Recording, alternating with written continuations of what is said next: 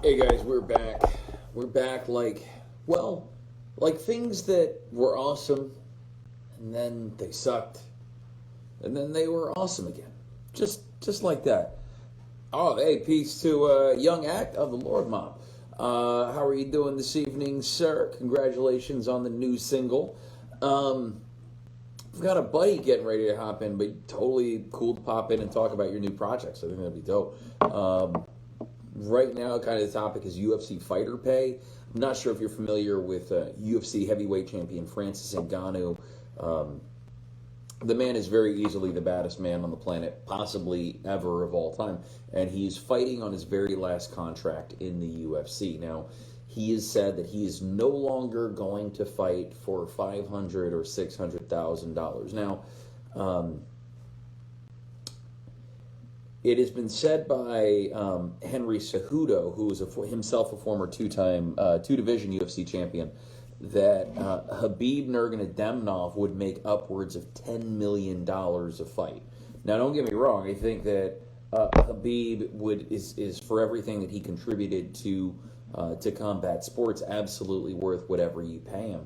And I think that he can get close to that in a grappling match. But I think in this particular situation, when you're looking at the heavyweight champion of the world, um, what do how do you respond to that? The guy has one fight left on his contract, and we're in a place now where um, if he wins, hypothetically, the champ could sit out until December and his contract is up. Or if he loses the fight, assuming the bell rings, he decides he's up, I don't want to do this, he is no longer under contract in the UFC. Now, what that does to a potential fight with Tyson Fury, I don't know. Jabby, for some reason, it says that you need a newer version of Instagram. So, I don't know. I got nothing. Um, but in this particular situation, what do you do? Your champion. Well, for example, let's go back to the Floyd Mayweather fight and Conor McGregor. Now, it's recently come out, and I don't know how accurate any of this information is, but apparently the UFC took half of what Conor McGregor got paid for his fight with Floyd Mayweather, and they were in a position to do that. Now, if Habib is making $10 million a fight and Francis is legitimately fighting for $600,000 as the heavyweight champion of the world, I think that's a little bit fucking dirty. Um, I'm not the person that makes these rules. I'm not the person that decides these sorts of things. But I do think that when you're looking at the long-term effects this will have on fighters, you've taken away their options to get additional sponsors, like on shorts and shirts and that sort of promotional material. However, you're not doing anything for them in the interim. So they have these fights, they have these injuries, whatever. They don't have they can get sponsors outside of the time that they're fighting, but they used to be able to sell their T-shirts on websites like MMA Warehouse. You could go and you could purchase a particular fighter's walkout shirt. Now, if you want it for a UFC fighter, you've got to go to the UFC store. You've got to buy their official jersey, and there you go. Personally, as a fan, I would personally like to see Francis Ngannou be able to get to a place where he can walk away from the UFC, when he can just kind of dip out and say, I'm going to go away or have the option to stick around and continue to make money. I don't know what the future is going to. Yes, the power of the internet. The power of the internet. All right, so hopefully Javi will be in here in just a second. Um, Now, I'm sure we're going to talk about Jake Paul and Jake Paul stating that he wanted $50,000, or he would retire today if fighters could get guaranteed $50,000, which would be really nice.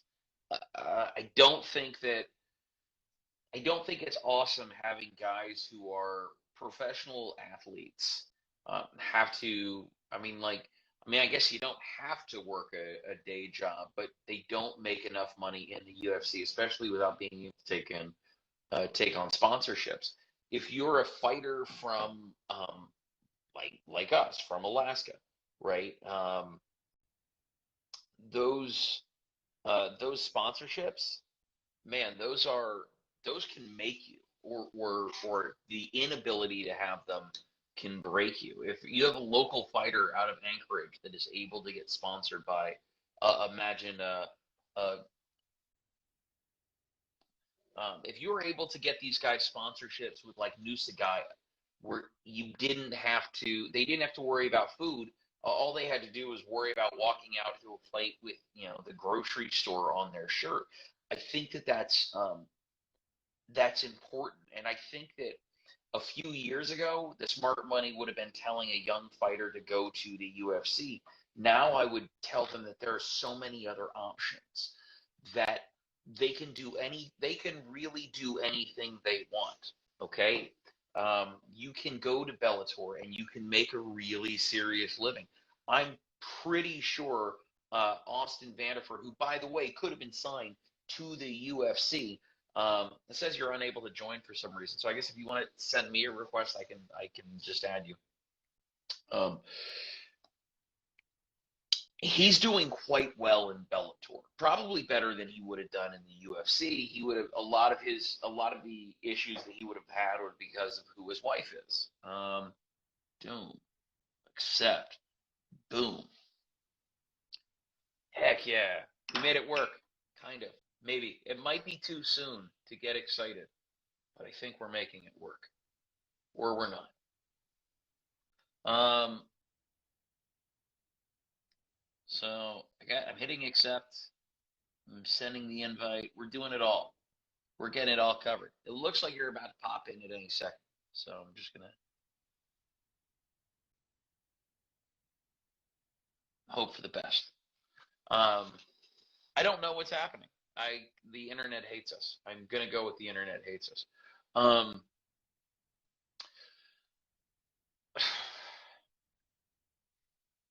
If I were Francis Ngannou, if I were the baddest man on the planet, if I were the heavyweight champion of the Ultimate Fighting Championship, and I was making $600,000 to risk getting punched in the head and kicked in the head by guys who know how to do such things, to get in a fist fight with Derek Lewis, or to get in a fist fight with Stipe Miocic. These are the greatest fighters of all time. And that is what this man is doing, and that's what these men are doing when they fight him. Is they are risking the damage that comes along with fighting a guy like Francis Ngannou. I don't know what's going to happen long term.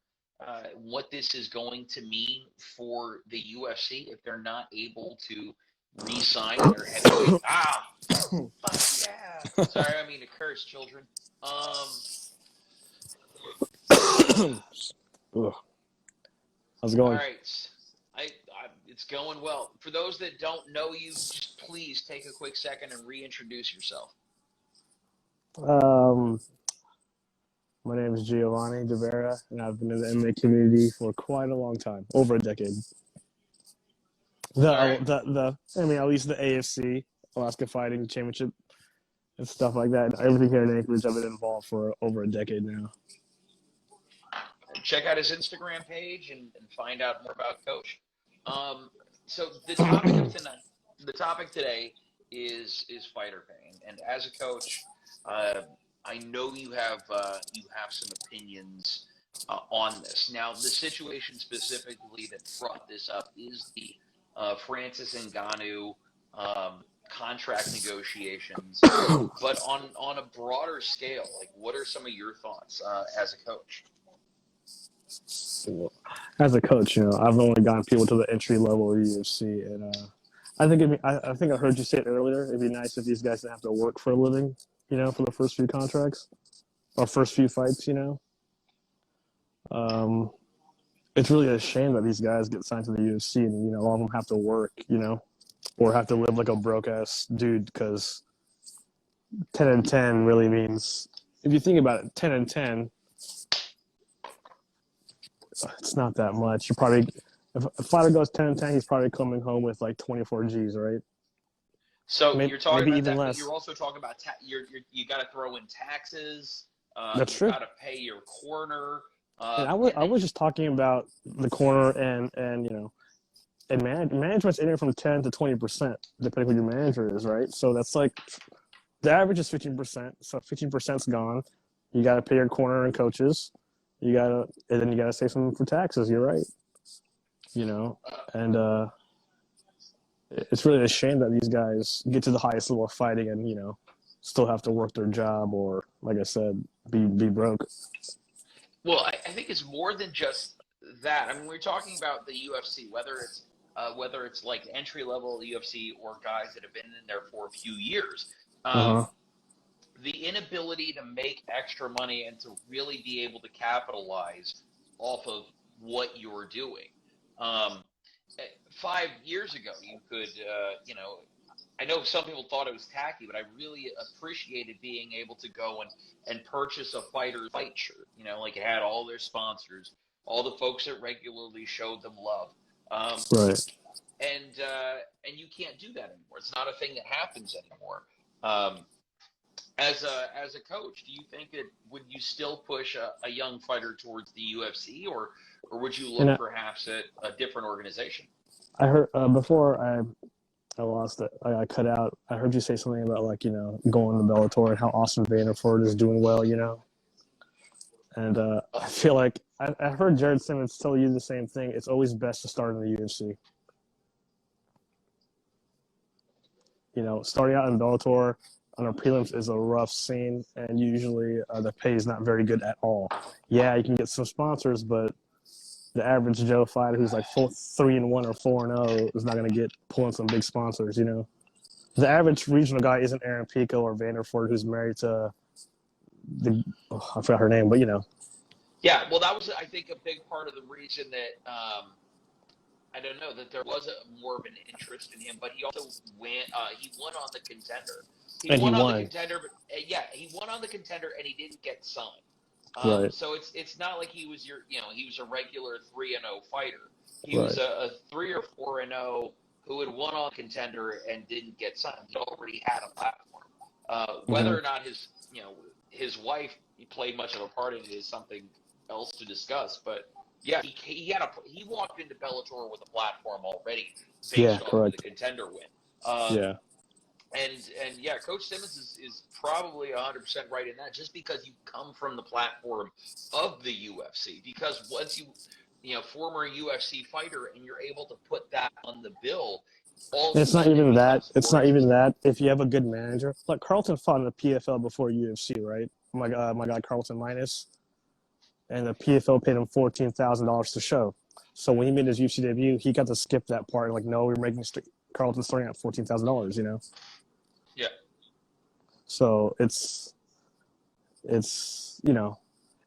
more a negotiating thing for the managers, right? Well, my guy already fought in the UFC. He's 0-3 in UFC, but his base was 10-10. He can't get paid less than that. Carlton was also offered 2 times in Bellator for 1-1, but he had to fly his own way out there. Really? Mm-hmm.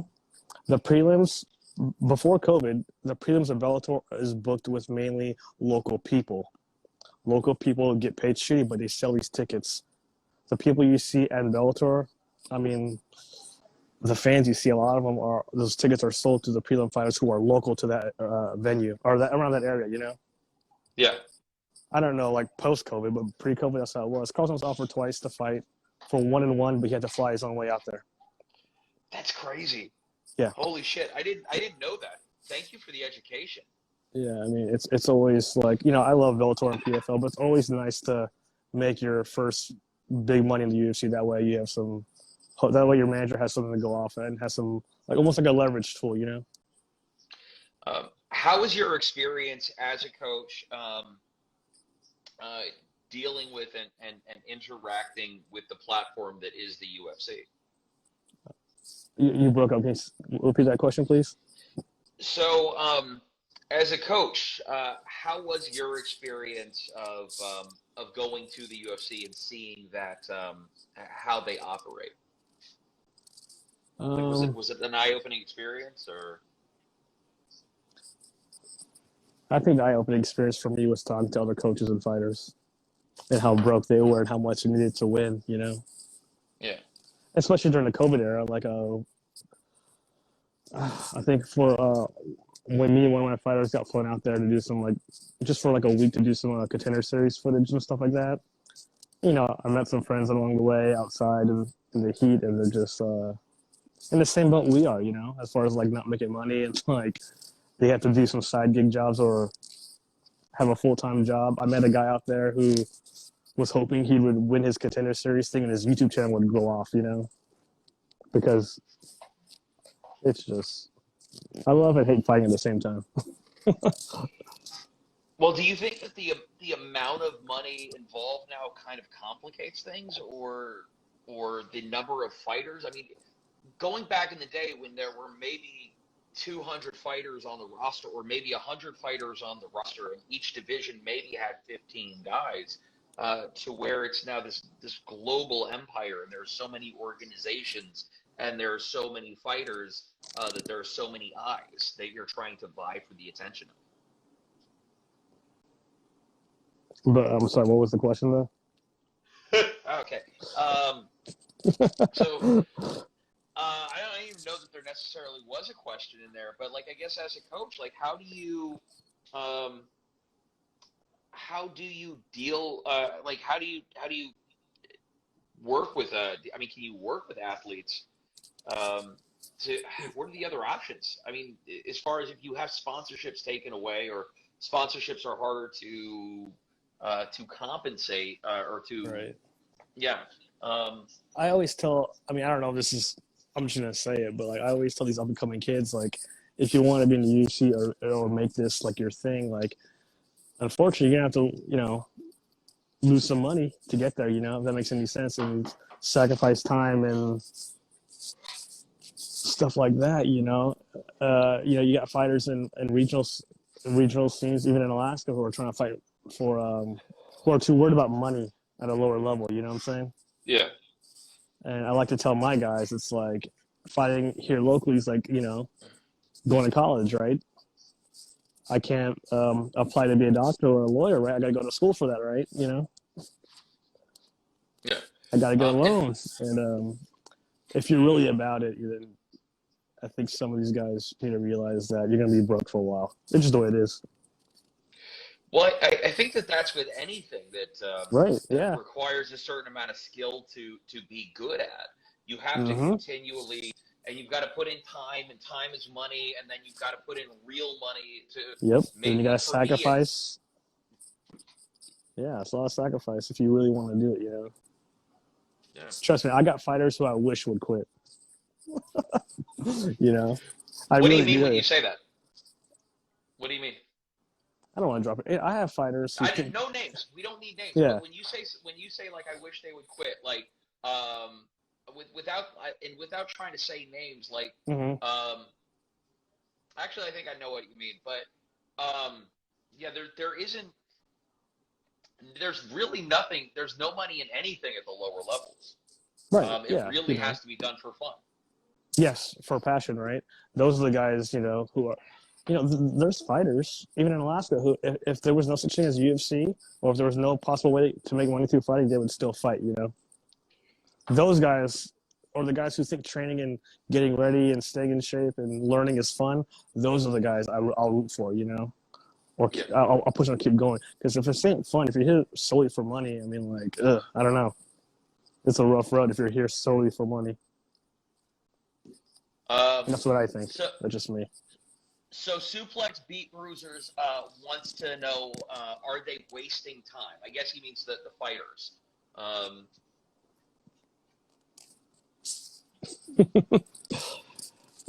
Yeah, I mean, possibly. You know, I don't know. Yeah. I think time is the ultimate commodity, right? 100%. It's time. 100%. You can't get that back.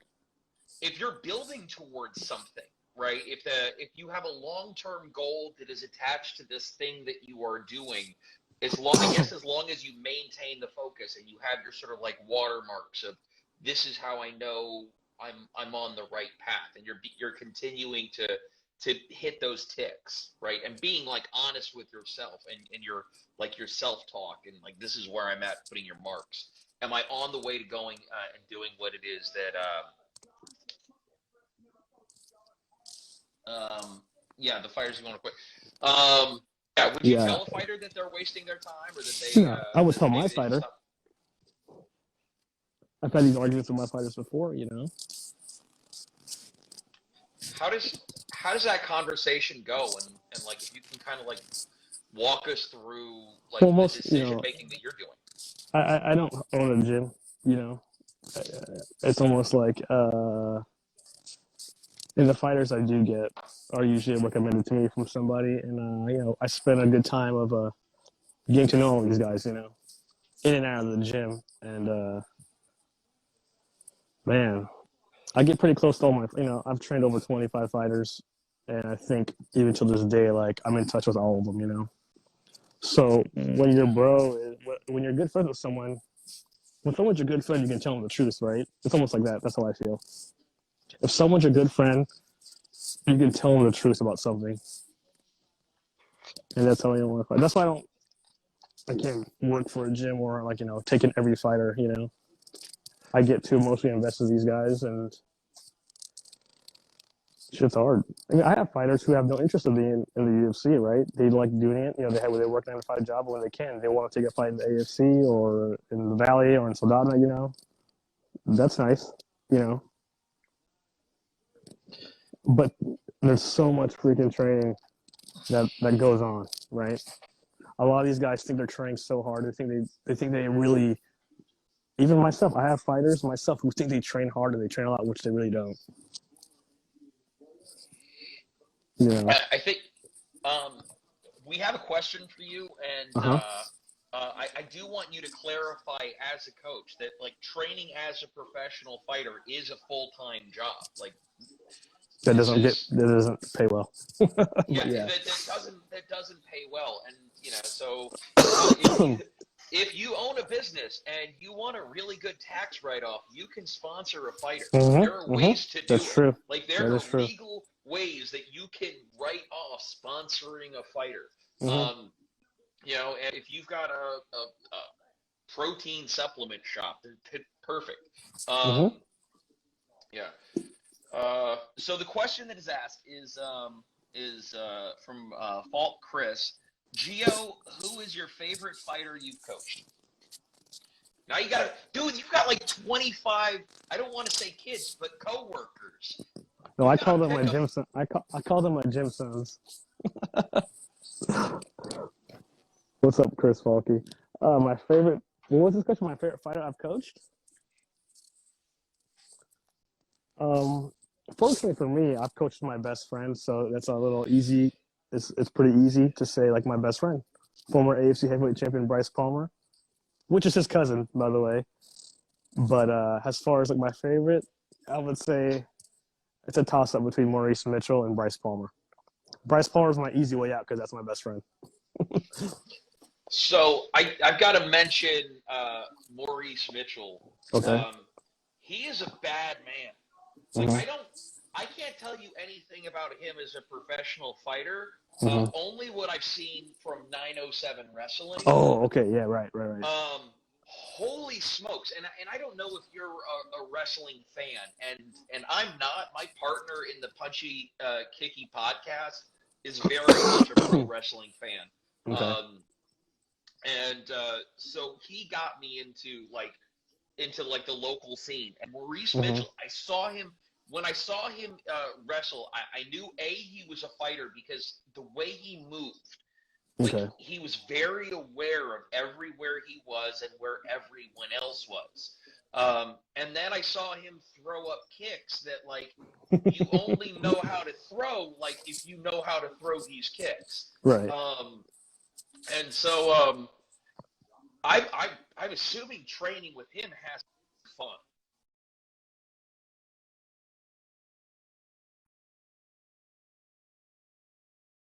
It's fun.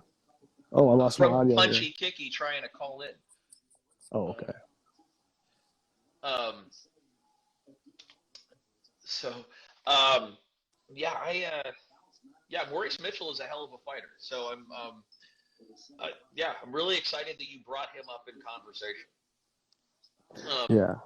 So what are your thoughts on fighters? I mean, from a fan's perspective, have you watched any of his professional wrestling matches?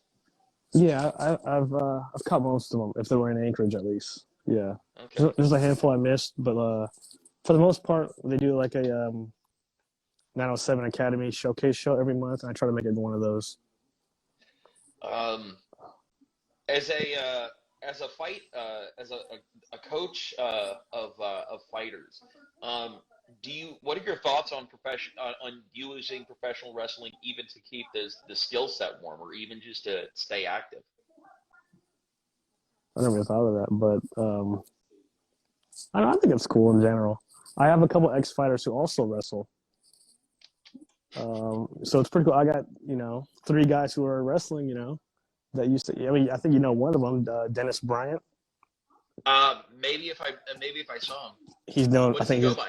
the Beard because in MMA he's like Dennis the Beard Bryant and stuff like that. He was AFC champ, and he's recently made the switch from MMA to pro wrestling.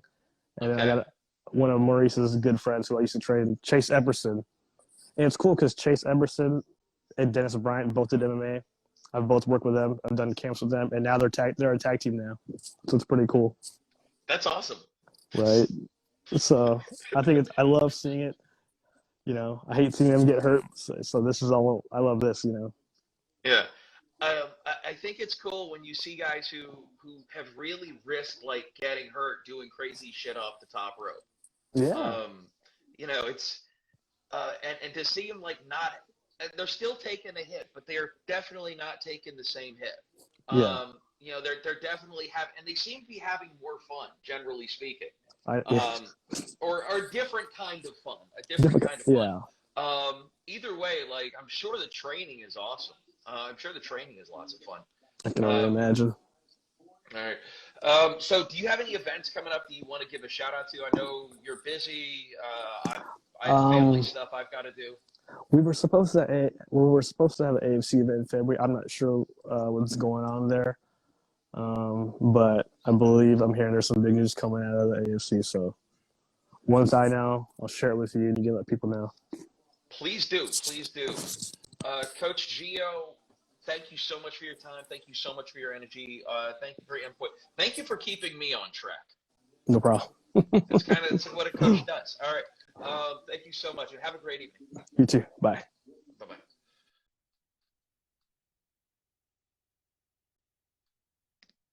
Okay, that was very, very cool. I'm gonna dip out. I've got to do some dad stuff. I also had a phone call from Dave. Got to take call people back.